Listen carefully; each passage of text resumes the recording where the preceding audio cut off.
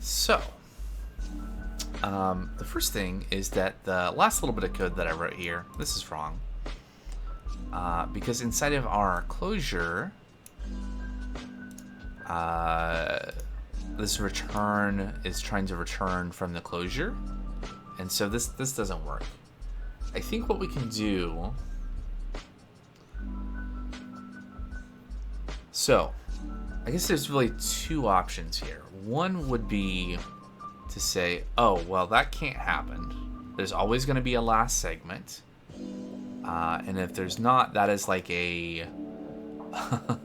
such an intrinsic failure that the thing should just crash. Or we could...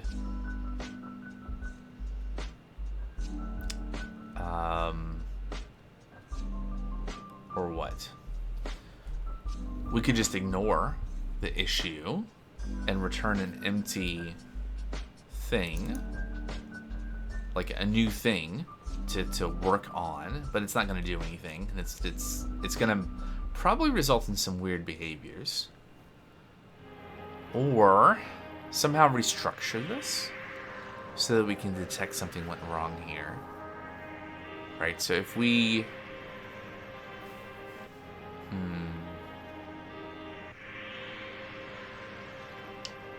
So if we just returned none here, right? I still don't think we can do that, right? Because this closure that we're inside of here, I don't think can return none.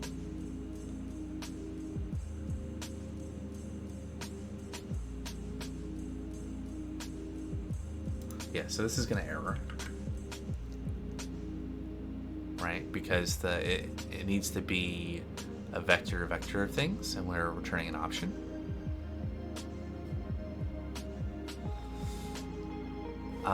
Yeah, you were saying 6 segments because 5 seconds each for a total of 30.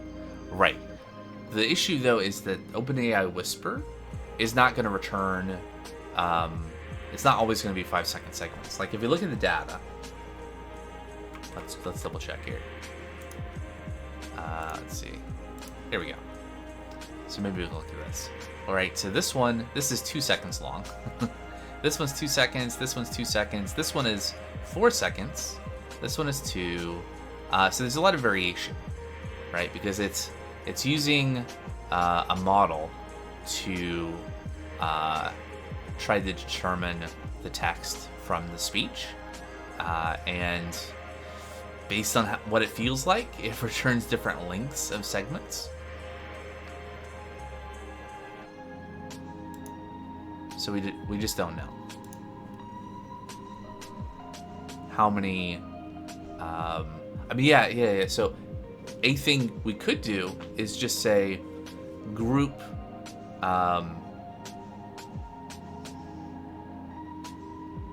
Say 15 segments together. Just like every 15 segments, slam them together, right? We could do that. And honestly, that's not a bad way of going about doing it. 10 or 5 or however many segments, and just like combining those together, just a fixed number at a time. And that would be easy-ish to do.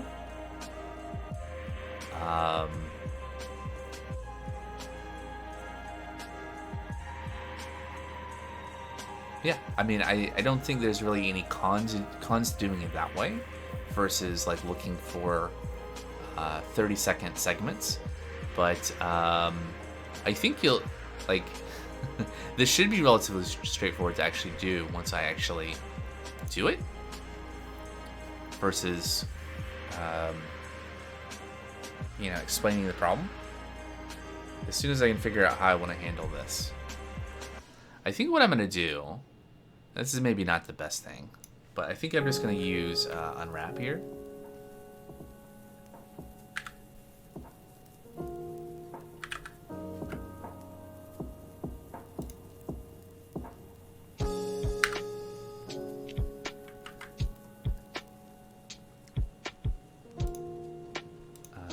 That's weird.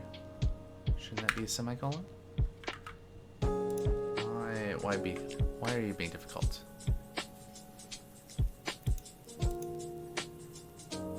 Oh, right. We don't need that match there anymore. There we go. Okay. So now last segment group is a mutable reference to a vector of something.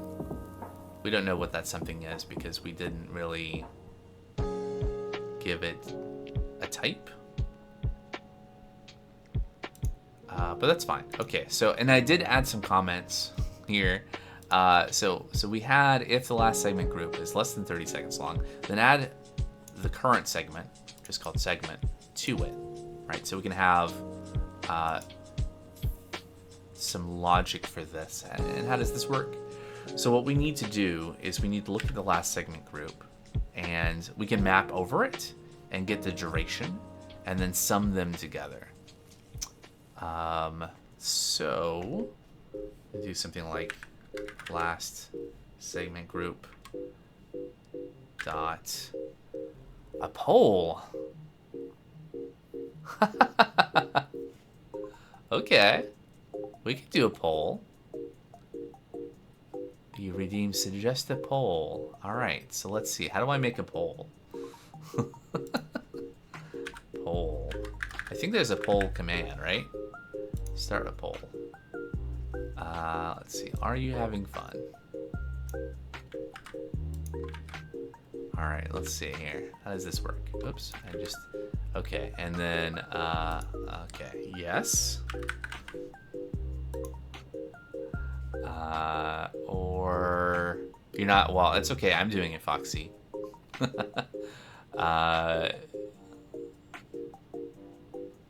Or double yes. A rigged poll. Got it.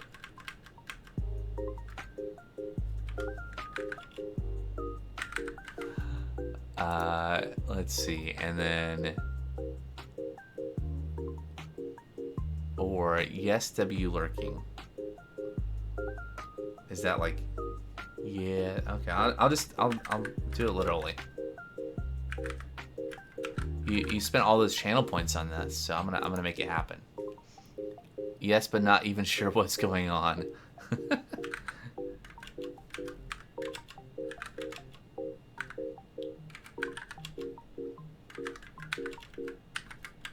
I have to say though, I am. Oh, there is a limit to how long the answers can be.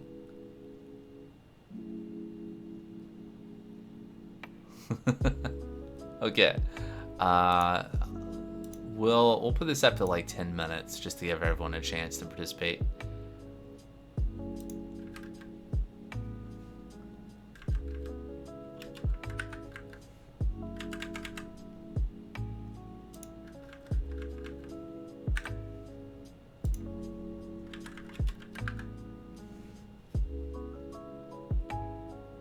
Okay. There you go. There is your poll.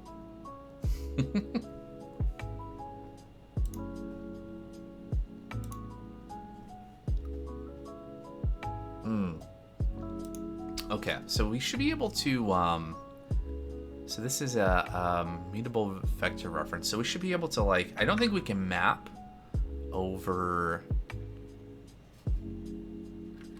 a vector, but we should be able to make it iterator. And then we can map.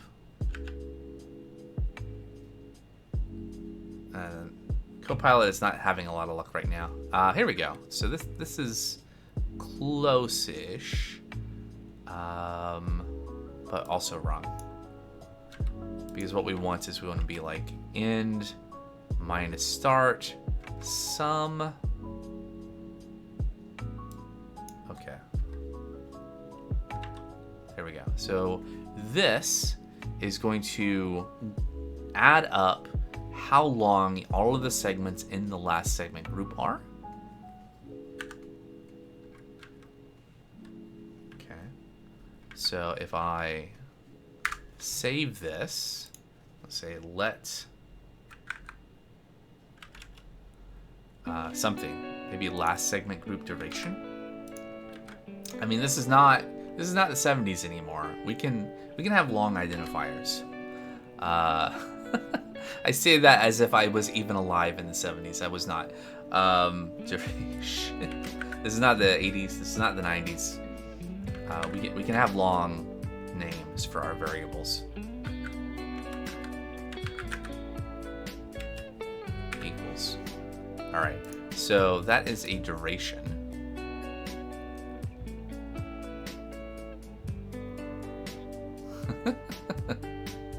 How is the poll doing? Wow. That's great.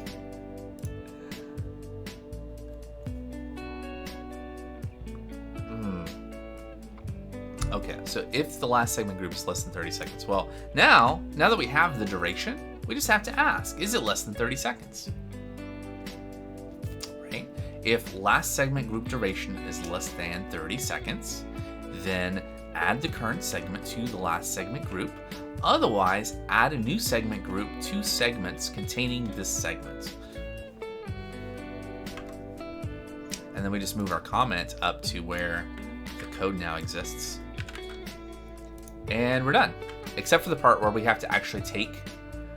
Now we have all of these groups of segments, which is just being called segments here because we're just... Let's be nicer. Segment groups is what this actually is. Let's be nice to ourselves by giving things names that reflect what they actually are. So then here, this is actually segment groups, and here, right? So if I save this, we shouldn't have any errors. Okay, we have an error right there. So segment here, type annotations needed. Segment here is a what? It should be the, I guess it's value. There you go. Type must be known at this point. Considering giving this closure parameter an explicit type. Okay. So we should be able to, I don't know why it's a double reference. Maybe we can fix this. Okay. Okay, that's better. It's better.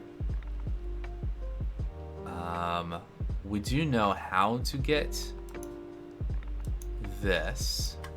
So actually how to get the start is done this way, because we already did this once. And how to get the end is actually like this, because we already did this once. And then I think some of our other code is wrong too. Now, granted, we could have done this part of the code first, so that then we did have durations. But I think this is fine. So this value, I don't know if this is going to work anymore. I don't think it can coerce our floating point values.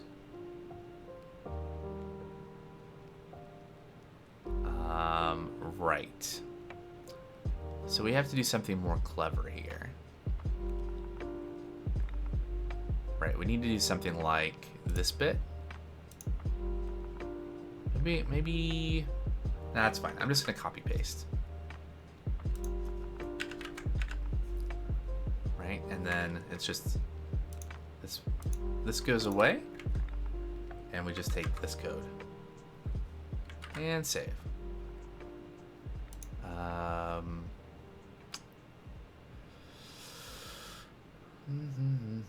Right, because for all of this to work, this expects to return an option. Let's not do that though. Let's have this return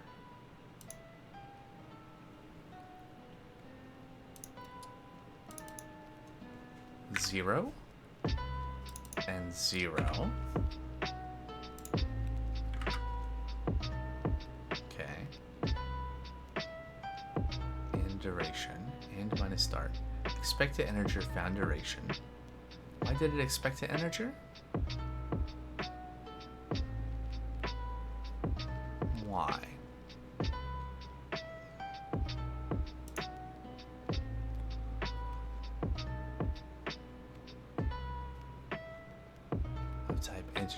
Where did we say this was going to be an integer? Oh, right, because we... Right, because we're returning an integer here. Hold on. Let's say if we can't find the start, which there should always be a start, but if we can't, we'll return the... I don't know that we need the return keyword. I think we just do this.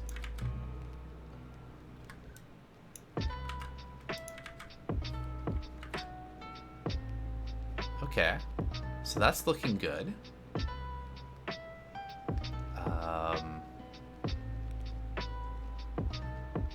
Expected value, found value reference. Okay, can we just do this? Okay, is this the same thing? Found value, okay, so we just need to dereference. Okay. Now we no longer have any errors inside of this whole thing. That's good. And this is complaining because, hey, this is a vector of things, and something or other. So I think we just need to do this others to do that I added here, which is to combine the segment groups into individual segments. And to do that, we just need to do a map. Actually, this is interesting, right? So I guess fold gives us back... It doesn't give us back an iterator.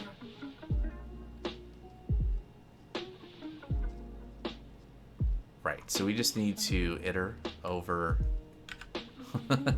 the thing we get back from fold, and then we map. Now maybe this code is right. How is the poll? Anyone participate? Wow, 3 people. All right. Oops. So Copilot, what do you think? What's going on here? Okay, so it's saying it's gonna map over this vector. Our vector, well, our iterable over a vector. Okay, I have an idea. Can I call you MP, or do you have a preferred name that is not MP is Fafter29? But you have an idea. Horror movie where someone who does not know coding must use coding to change the outcome of the situation. For example, code the monsters to play golf while attacking. Okay. MP is cool? All right. MP it is.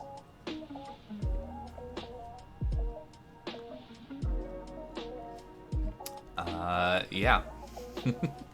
I mean, that makes sense, and kind of a that is like a classic nightmare of like being in a situation and not having the thing you need in order to be able to solve the situation, but knowing that the thing exists, whether that's coding or whatever else. So that might work. All right, so we're mapping over, and we're iterating over this list of things, in other words, and poll ended. All right, so we got 1 vote for double yes, 1 vote for yes with lurking, as a sim what the W means. Yes, not even sure what's going on. All right. Well, cool. I think this is the second poll. I think we tested doing a poll at some point. But yeah, this is the first time anyone has redeemed the suggested poll since I got channel points when I got affiliate. Now, is this code gonna work? I don't know. So we look at the first segment in the group and we get the start value. Yeah. I don't know that we need to. Oh yeah, because it is still a 64-bit floating point. That's what F64 stands for. Because we're not processing it in the code above. We're pulling it out and processing it once, but we're not saving it back. So we have to do that again here. And if we find it, we get it. Otherwise, we just say it's 0, which it's not great. Honestly, what we really need to do is we need to separate out the processing of the input into something that is really going to just like solidify what the values are. Do that first, probably in some other code, somewhere else outside of this function. And then we would always have, we would know that the values are good when we get to this, and we wouldn't have to do a bunch of extra work, like multiple times. That goes back to one of the principles that you'll hear in programming of dry. Don't repeat yourself, which is sometimes over-applied. Sometimes you need to repeat yourself a couple of times just to make sure it is repeating. And it's not like, oh, these things are actually just kind of similar, but have nothing to do with each other. But anyway, so we do the same thing for end, except for we look at the last segment in the group. And if the segment has if the group has one segment, then the first and last will be the same thing, but we're looking at the start and end, so that still works. Now, an issue is if the group had no segments in it, but if that happened, the start and end values we would pull here would both be 0, which seems fine. And then, well, relatively speaking, if it's empty group, then it doesn't have a start or ends, and it's weird. And then the segment group, we also iterate over, and we use map to grab the text from each segment if it exists, otherwise just an empty string. And then we join them together, so we just add spaces in between all of the bits of words, right? And then we slap it all together into one cohesive segment. So I think this code that Copilot has written might actually work. And then I guess because we are... So here's a question. If I save this, is this good? Right, we map, and then we map again. Right, but now we've actually done the proper thing of constructing the segment. Maybe we should do that up here. Yeah. Let's convert the JSON value stuff first, right? So we'll do a map.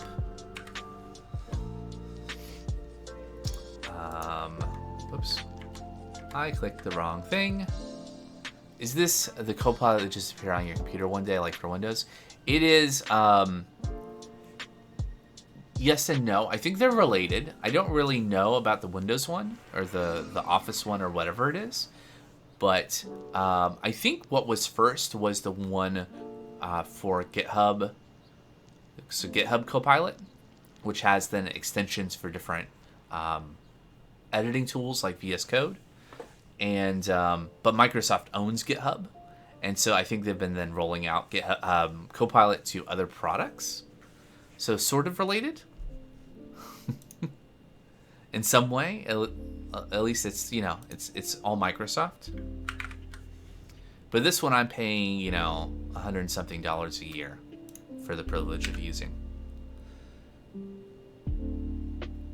Okay, so what we're gonna do is we're gonna make a new closure here, and this is gonna be like raw segment. And yeah, something like that, but not quite. So Control right arrow a couple times, and then hotkey. There we go. And it's pretty good in terms of writing code that is at least inspirational. So I think we want to do this. Well, something. What is a vibrava? Well, whatever it is, it's in chat. Maybe I want to catch that myself. Yoink. Okay, so basically what I want to do here is I'm going to take a lot of the code from below. I'm just going to move it up and kind of consolidate it. I don't know that I'm going to use text-to-string. But this is going to make it so that we have kind of a consistent way of getting at the data. So we're not like doing a bunch of parsing and stuff multiple times, because that's annoying. then, like, so down here, we're doing this, extracting start and end in text from the JSON.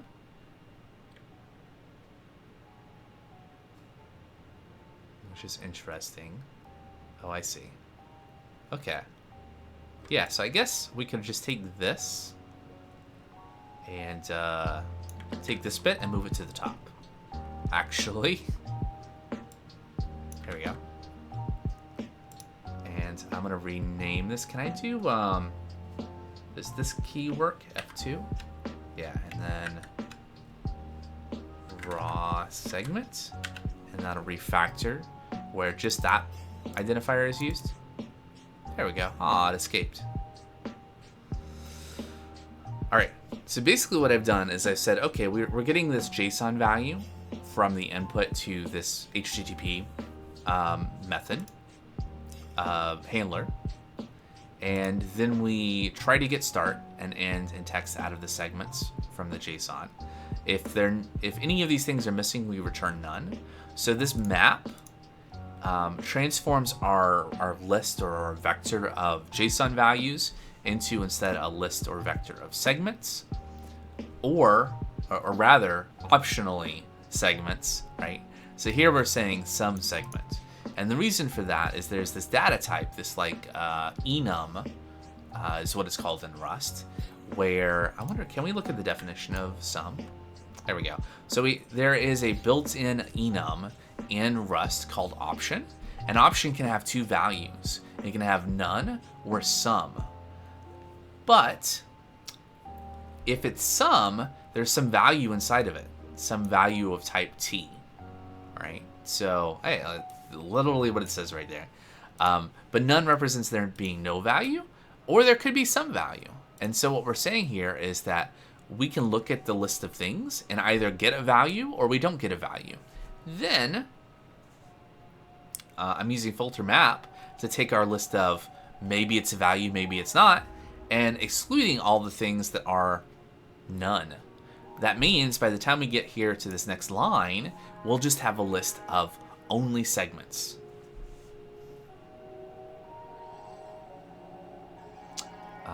Yeah. Now that does mean that a bunch of code is going to break that I'll have to update, but that's fine. We are going to that's how refactoring works. But I think that should be good. Now Rust is going to tell us all the things that are wrong. So for starters, so segment here is now a type segment. So when we go into here, and we're looking at the segment groups, the type here is wrong. What we want to do is we want to say,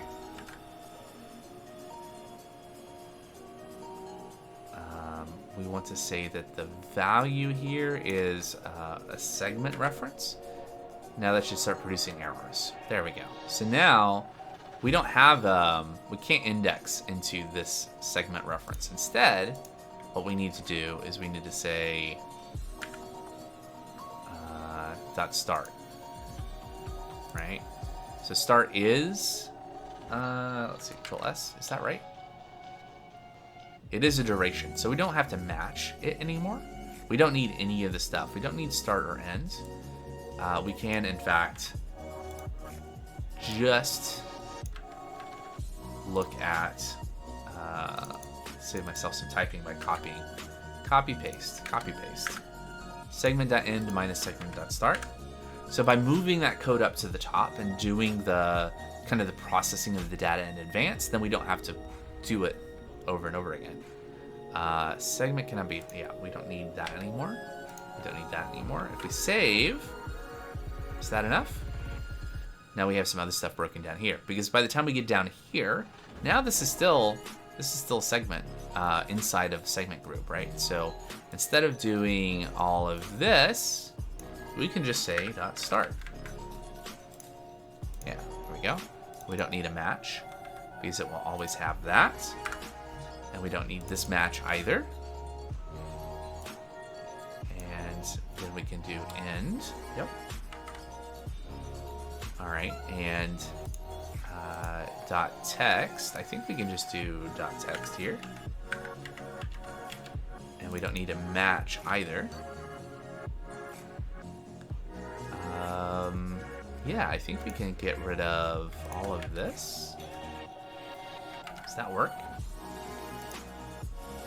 No, because we need to do like dot as str.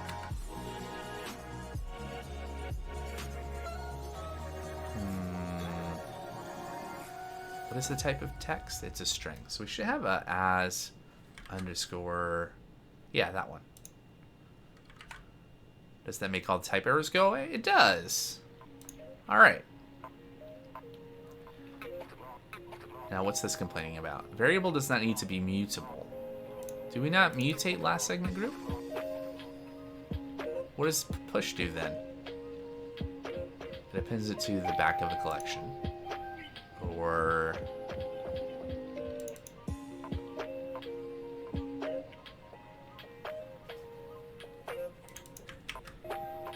Huh. Does that work? Maybe it does. All right. So. A little stretch in. All right, so maybe this works. So let's rebuild the service. How do my keys work? It is the transcription API, so we'll just rebuild that.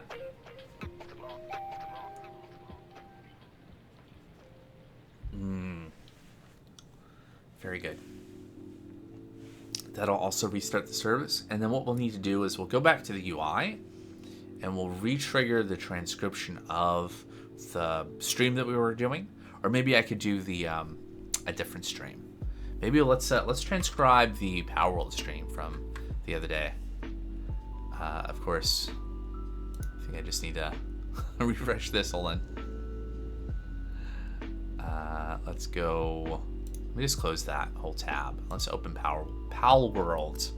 Also, I need to make the fields wider because right now you can only see a little bit of text. All right, but we have the video clips here. So here's all the video clips from last Wednesday's stream.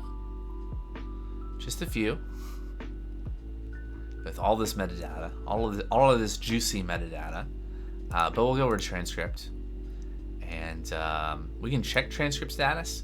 So I think this is one of the ones I was testing the other day, because it says task is completed, or that's a bug. I don't know. Did we finish building?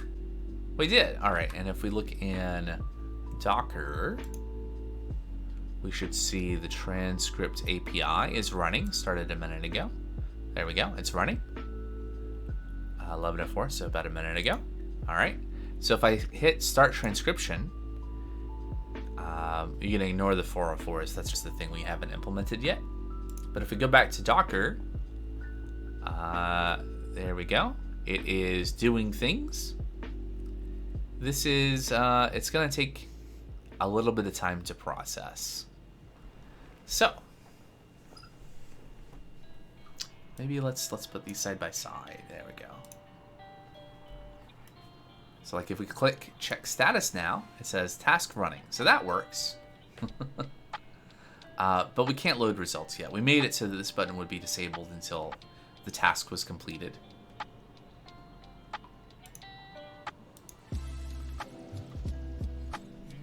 So how are we all doing?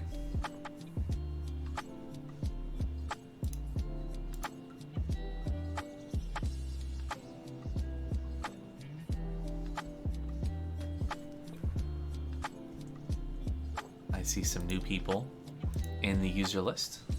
Welcome. People I have not spotted before. Welcome to the stream. You've come to one of my rare coding streams. Rare in that it only happens once a week. My other streams throughout the week are video games.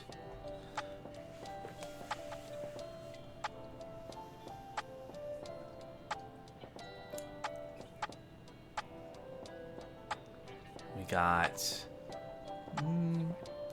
maybe about 20 minutes left on the stream today. Then it'll be time for me to get some lunch. So there we go. On the right hand side there, you can see the system is transcribing. I see something about a missile launcher and metal armor. Pallium fragments. It has transcribed into Pally in fragments.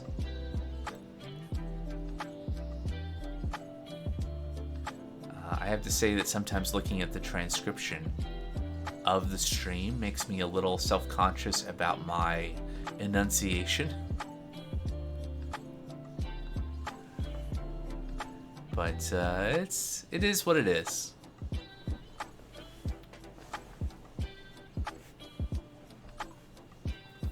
I guess a thing we could do, if we want to see more of what's going on behind the scenes, I can pull up the Redis Insight program, and we can look inside of Redis, where all this data is being stored. There we go. Localhost.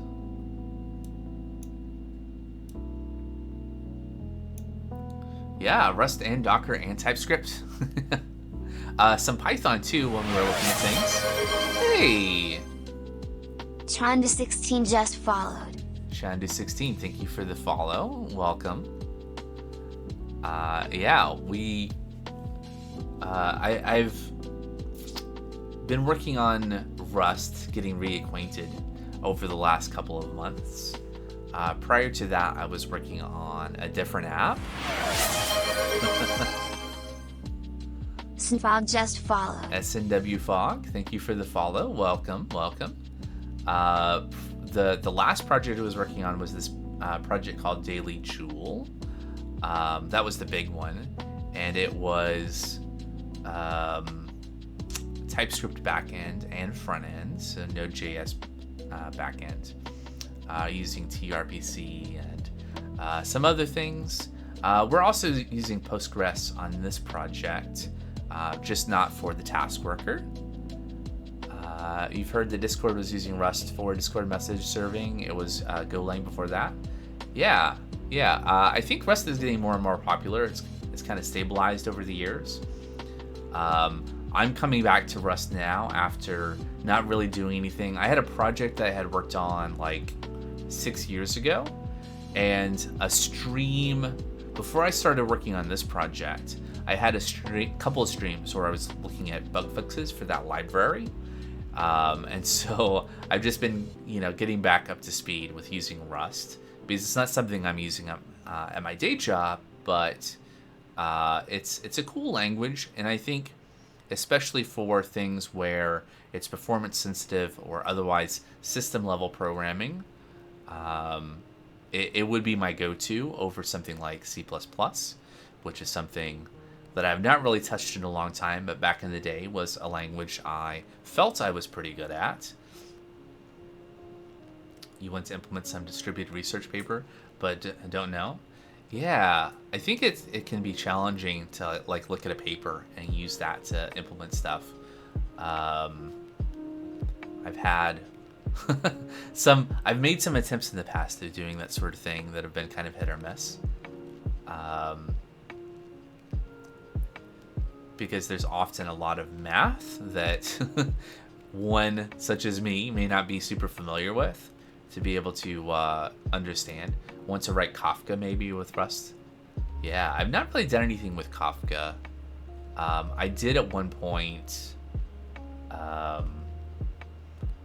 the startup I was working at a number of years ago. We were using Amazon Kinesis with Lambda and some workers, and we were also using Postgres with the notify feature and some other things like that.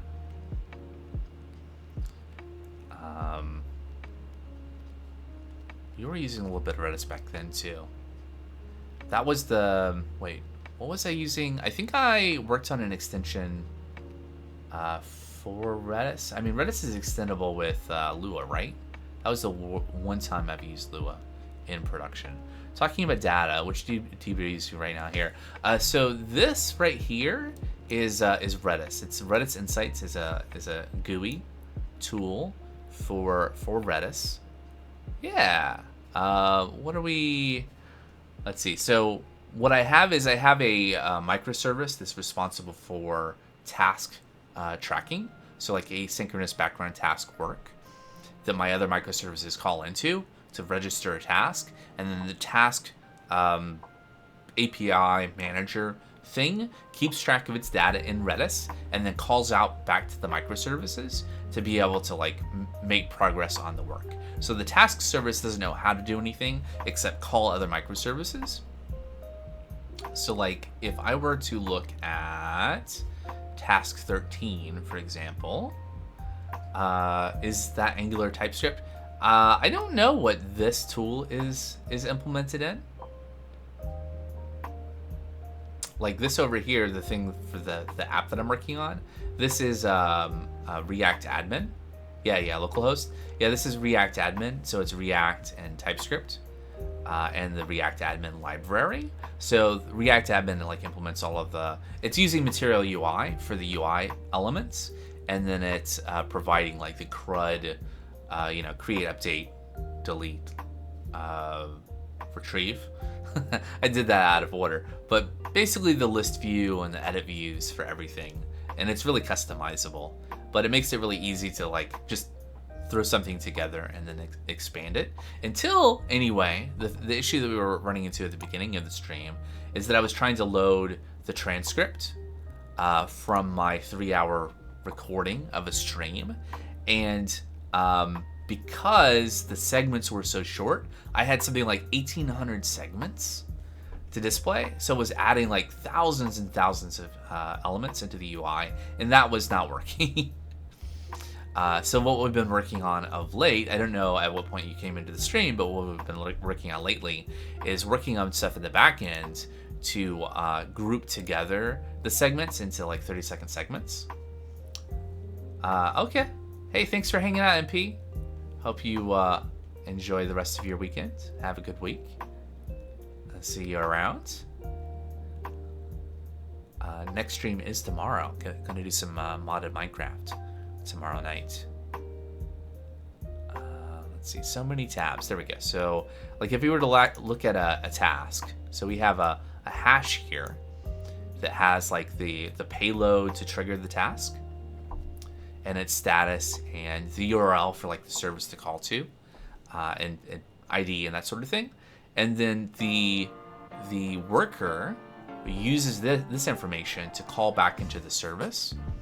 So then like, I'll just pick a different task, right? So task 5, you can see here it's a list of all of the results of calling the microservice for that kind of task repeatedly, to like get to do the work and get the results and accumulate it in here. Ultimately, what we're trying to do is have it so that, let's see, like I can click check status. Oh yeah, task is still running. Okay. When it's complete, I can hit load results. This calls the task API, and then that pulls the data out of Redis from that list and loads the data in here. Why did I pick an in-memory DB like Redis for this? Because it's kind of transitory in nature. The work that we're doing here, this is like temporary data, right? It is in memory in the sense that it is all the whole data set for Redis is in memory, but Redis is also configured with journaling, so it is not it is not durable, right? It has some durability. So if I were to shut off Redis, I would recover data when I turned it back on.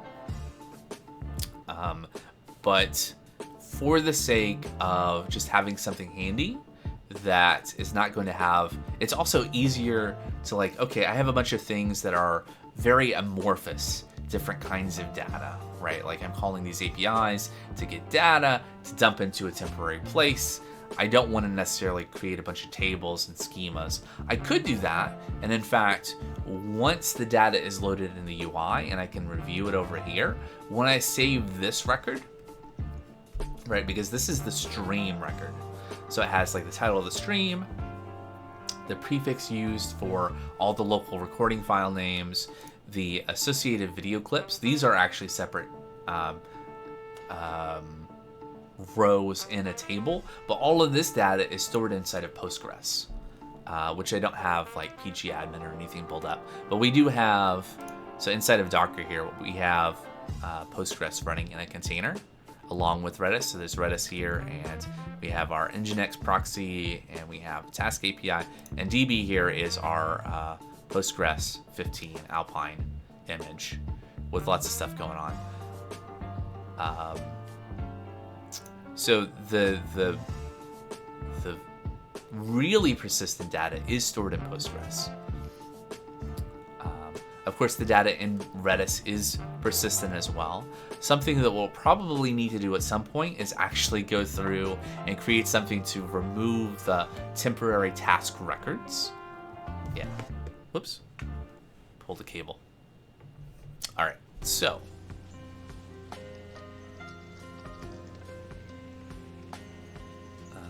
Let's see. What was I waiting for? Yeah, Docker. I was waiting for the transcription to complete.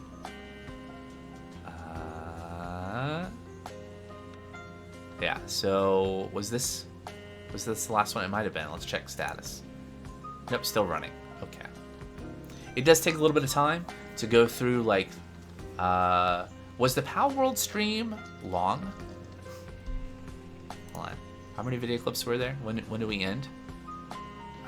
Let's see, file name 2155. Yeah, so it was, yeah, that one was like a 4-hour stream. So we got 4 hours of video that we are pulling the one of the audio tracks, the one that has like my microphone, and it's using FFmpeg to extract that from each of the video files in turn.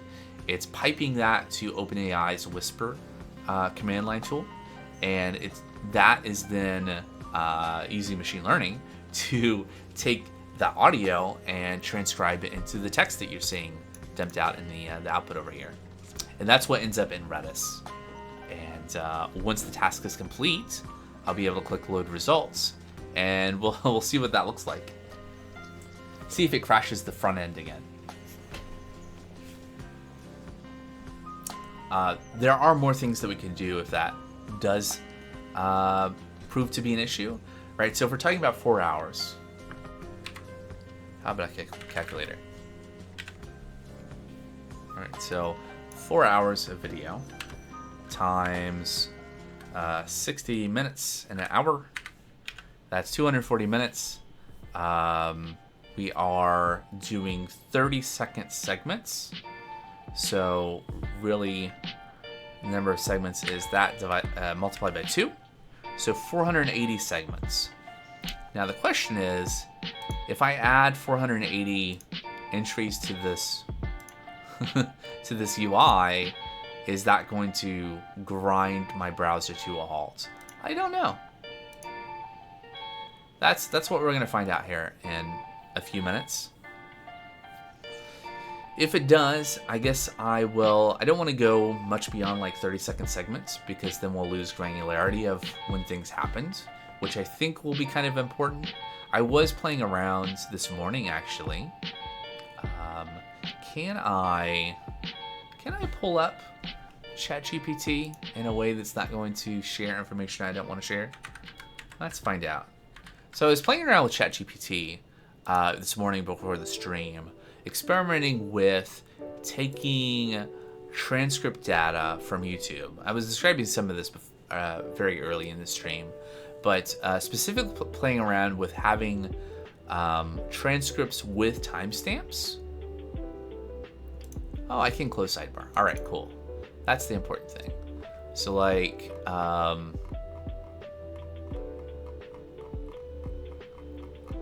it's a lot of text.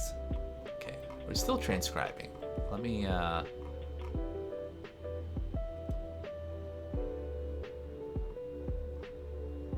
let's see here. Let's scroll up quite a bit.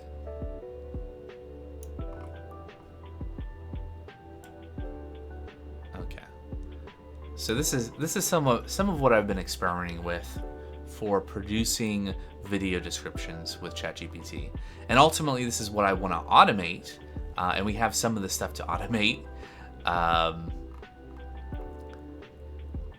So if I scroll up, I wish there was a quick way to like scroll to each of the things. Here we go. So here's a prompt, right? To act like a competent marketing manager, I need an SEO optimized YouTube video description for the following transcript from a segment. I could also make this larger. There we go. Written in a first person style. The video title will be, I already knew what the title was because I had like a series of videos, right?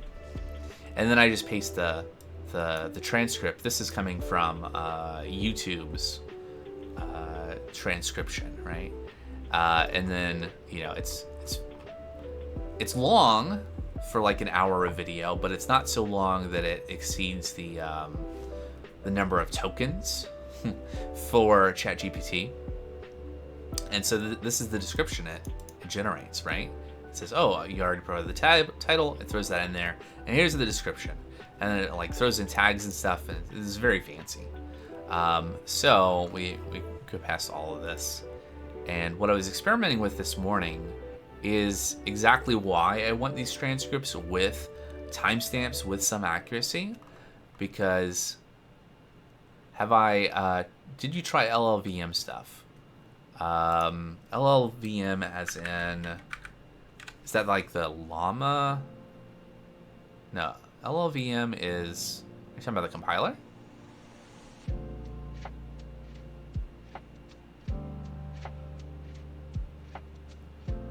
The compiler framework behind Swift and Rust and Clang?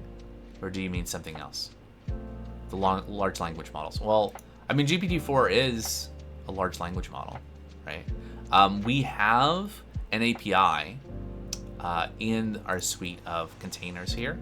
It's just called AI API that wraps the GPT-4, the OpenAI API. Some people have brought up in past streams, like using, I think it's called Llama and other things like that, to have locally running services. But I have not really had a chance to play around with that. I've been actually doing kind of focused on doing a lot of the plumbing to get the data from the videos and the audio first before coming into that. But like the transcription that we're doing is using, let's see, where do I have Whisper? So Whisper is a general purpose speech recognition model. It's trained on a large data set of diverse audio. Also multitasking model. You can perform multilingual speech recognition, speech translation, and language identification. Fancy diagram. What does this look like? Multitask training format.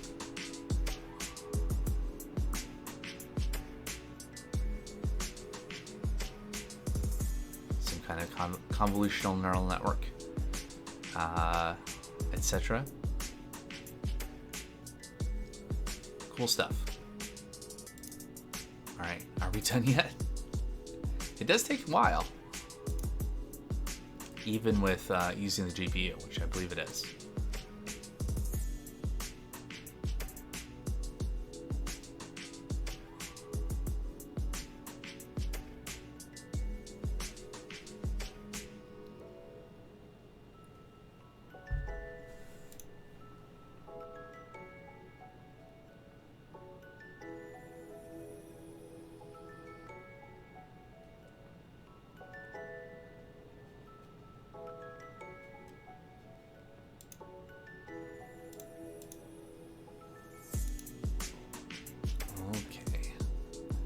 Well, I think I need to go figure out something about lunch. So, that's a lot of ums. Okay. I think we're going to have to wait to find out if this is going to work until next time around. Let's see. What can I say here? Okay, so first of all, if you're interested in more about this project, there's a link to the GitHub repo in the community Discord.